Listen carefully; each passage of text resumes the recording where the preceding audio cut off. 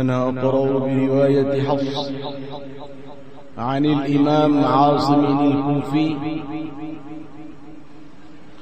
من طريق أبي الحسن الحمامي عن الأشناني عن عبيد بن الصباح من كتاب الروضة.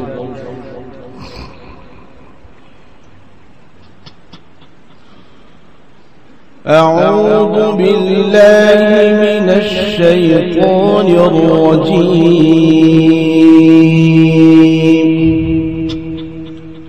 بسم الله الرحمن الرحيم.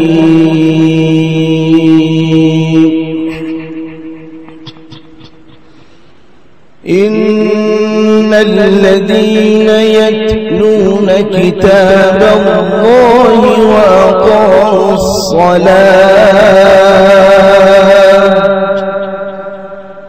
وأنفقوا مما رزقناهم سرا وعلانية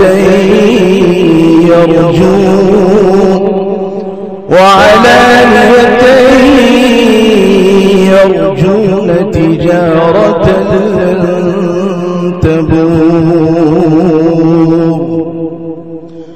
ليوفيهم أجورهم ويزيدهم من فضله إنه غفور شكور. والذي أوحينا إليك من الكتاب هو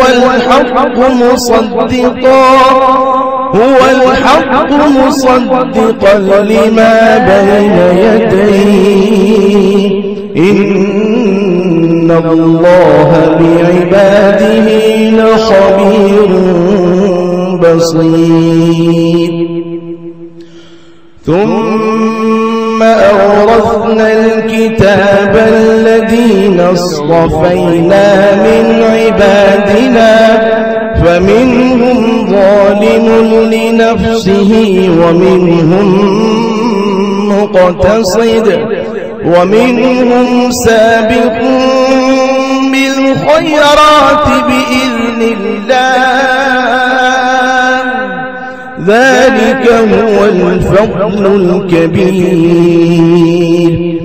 جنات عدن يدخلونها يحلون فيها من أساور من ذهب ولؤلؤا ولباسهم فيها حرير. وقالوا الحمد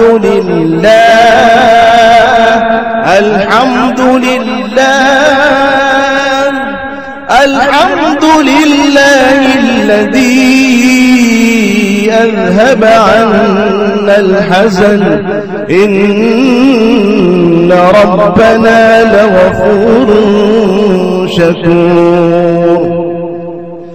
الذي أحلنا دار المقامة من فضله لا يمسنا فيها نصب ولا يمسنا فيها لغوب. بسم الله الرحمن الرحيم. ألهاكم التكاثر حتى زرتم المقابر كلا سوف تعلمون ثم كلا سوف تعلمون كلا لو تعلمون علم اليقين لترون الجحيم ثم لترونها عين اليقين ثم لتسألن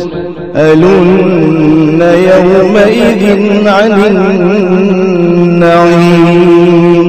بسم الله الرحمن الرحيم. إنا أعطيناك الكوثر فصل لربك وانحر إن شانئك هو الأبتر. بسم الله الرحمن الرحيم. قل هو الله أحد الله الصمد لم يلد ولم يولد ولم يكن له كفوا أحد.